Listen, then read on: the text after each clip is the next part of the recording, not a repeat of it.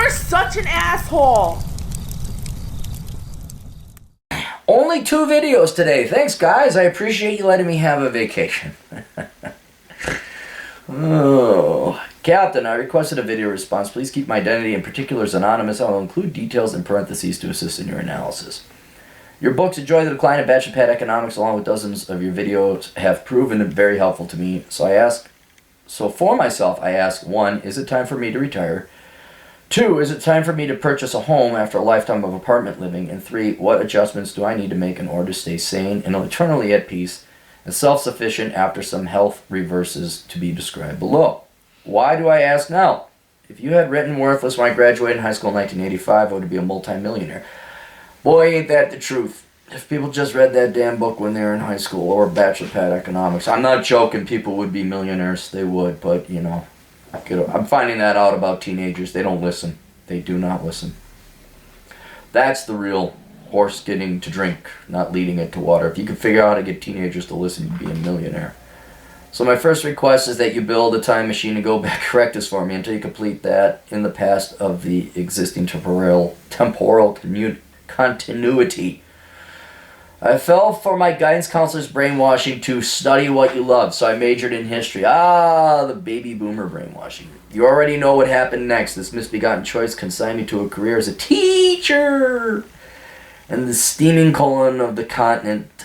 I won't mention where. No need to explain that this employment has been underpaid and undistinguished, suffocated by the communist estrogen establishment that has erased all meaningful education in the former republic in which we stand. Yet, on the positive side, it has given me much free time, a small but steady paycheck, and reliable medical insurance. Yeah, if you're going in that early, do you even have maybe you got a pension too? Maybe? I'm a single male, never married, no spawn, no girlfriends, though many female friends from work. In master nomenclature, I'd probably be classified as a TFLer. Total forced loneliness, that's okay. Though the marriages of my parents, grandparents, and uncles proved to be so horrifying that I do not experience TFL status as burdensome. You know what? You may have dodged a bullet. I was talking on the Older Brother podcast with me, John Steele, and Ann Sturzinger, where it's like, if you come from a broken home, you are to a certain level broken. And you maybe should not be going off for getting married and having kids. You have the disease end there. So I don't think it was forced, it was chosen. Total choice loneliness. There is a difference. I've been blessed with a small but solid group of friends, some for over 20 years. For the last few decades, I used my free time for supplemental solo laboring, doing lawn work and yard work, house painting, cleaning gutters, and other various chores that self-important owners of overbuilt giant box homes find beneath them. Hey, you want to come to my house? I could use one. I don't have a tall enough ladder. The money had been most welcome, yet beyond that has been the spiritual benefits of the solitary labor producing clean, quality, detailed results that many customers just are not available anymore. I used an old push lawnmower with a bag attachment along with a hand edger. I raked and swept the cuttings by hand. I cut the shrubs and bushes with large scissor type shears that I sharpened myself. I never painted with spray equipment, only quality brushes and rollers. Many mocked me for this, but the results were different than the riding lawnmowers and leaf blowers used by professional lawn services. Many customers have paid me to continue this for many years. Then the wheel turned. 4 years ago, my health started to deteriorate. Operations on my both legs for ruptured veins, followed by surgery for L4 and L. Oh, I can't. Never mind. Oh.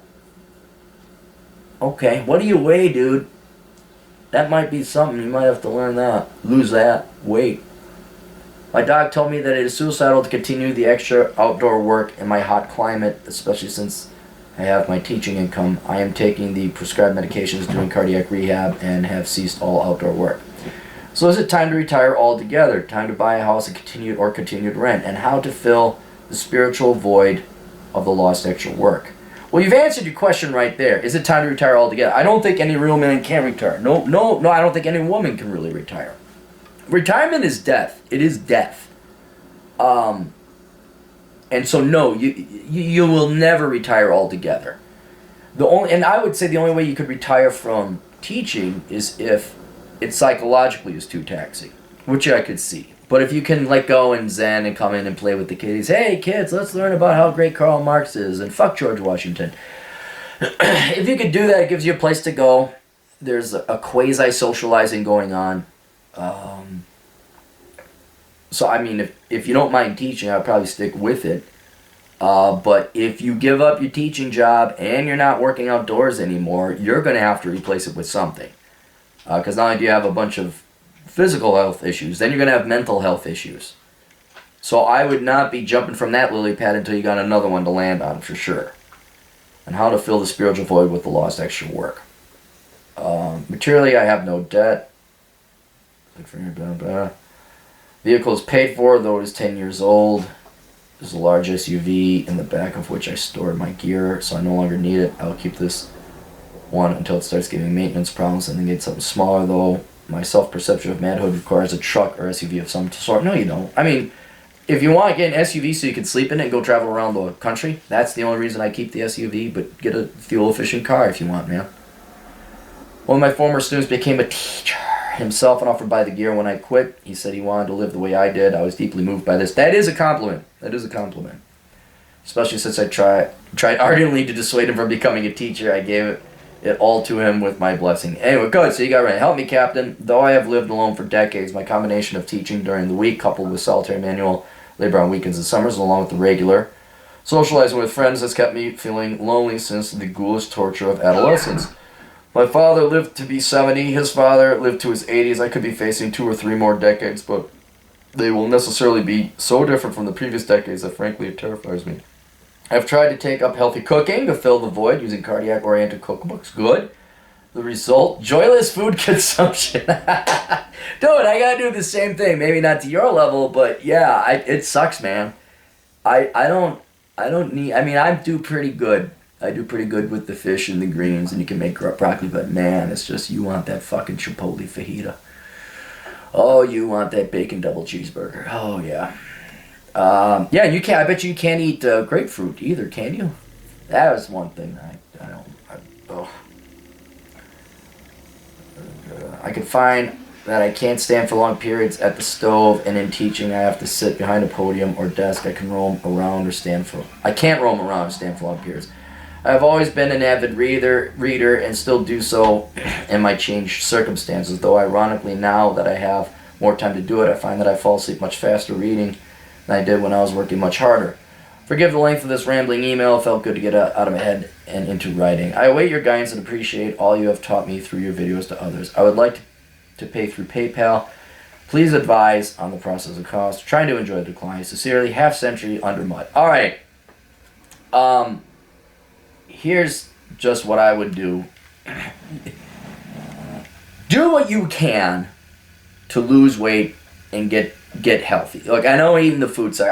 I know, but it's that or you die. Okay, so that one, just clock that one out. All right, don't even think about how bad the food tastes. It's just consumption. It's just fuel. Secondly, sounds like you're overweight if you're having herniated discs. All right, lose the weight. All right, now I would consult your doctor, obviously. But what I would do, and this would be very good, is instead of reading, you get your set of these through my Amazon affiliate program. Get yourself a set of these. Get yourself one of these if you don't have them. Android, not Apple. And start binging on podcasts. Look, you're a history buff. Do you know how many history podcasts are out there?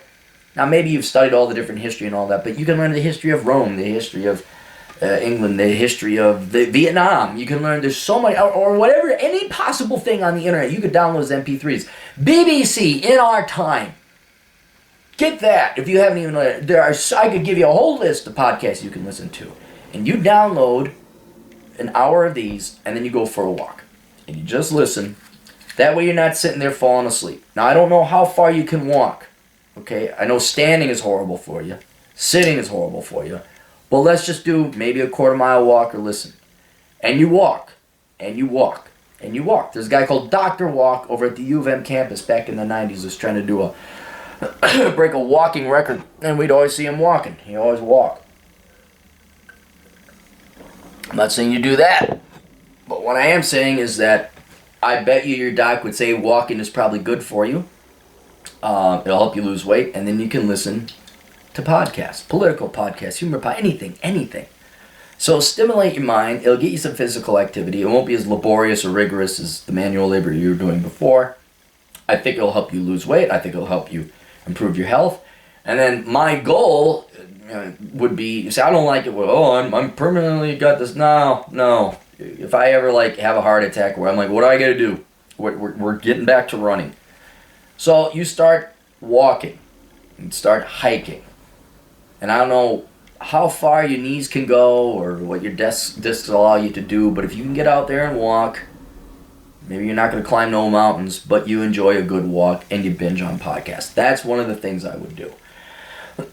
That will give you a little bit of physical exercise, trim you down or get you physically able enough to do maybe other things, not work like you did before in the heat, but some other kind of physical activity. And maybe it's just walking. You know what? Nothing wrong with it. Even I will go and I'll just go for a walk. Even though I ran or lifted weights or climbed the mountain, I'll just go for a walk and listen to these headphones. The second thing is I would not be giving up your job unless you have something lined up, but now you're going to have something lined up. I don't think you have enough money to retire unless you're a true minimalist. But what's good about you with your teaching and everything, you only work 9 months out of the year. You got your summers off. And you want to get the hell out of that state you're in during summer. Trust you me. So the next thing I want to recommend you do is you do reconnaissance. If you haven't read Reconnaissance Man, go get Reconnaissance Man and buy. And with your SUV that you have now, you got all your stuff, you gave it to that kid. I put a bed in the back, and you just go drive around, man. You drive around the country. I have a bunch of lists of places that may be interesting or not so interesting to you. They're all out west. You're going to have to shoot north and west. And that's the next thing I would do. This is just to get you out. This is to give you inspiration and ideas of where you'd like to inevitably move. All right? And so now you got to teach a full year. Maybe come Christmas time, you get your Christmas break, go out. I'd say go to Vegas. I'd say drive to Vegas. That'd be nice. And just go explore the country. Figure out where you want to go next. Not what you're going to do next, where you're going to go next. Okay? And then, while you're out there driving, you have to read the book. 'Cause it's not like, oh yeah, just drive around. There's some cool places. I recommend Denver and Las Vegas. There's a lot more philosophy in that book than just that. But there's a lot of distance of nothingness between the state you're in and places I would recommend you go.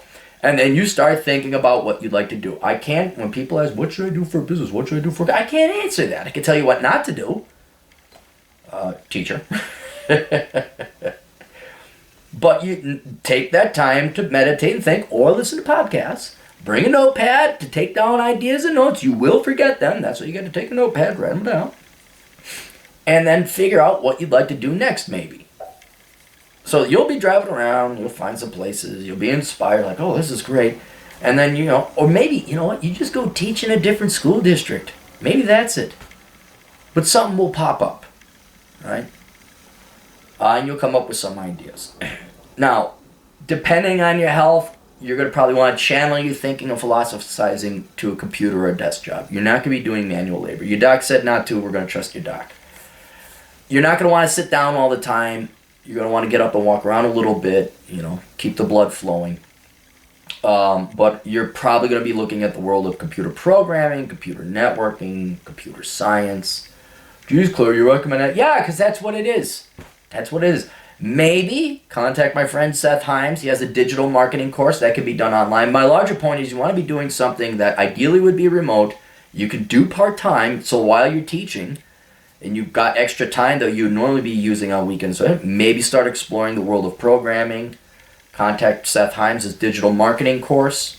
These are supplemental things you could do in conjunction while you're teaching that might provide you a good, adequate income that is not going to be physically demanding or taxing and won't put your health at risk.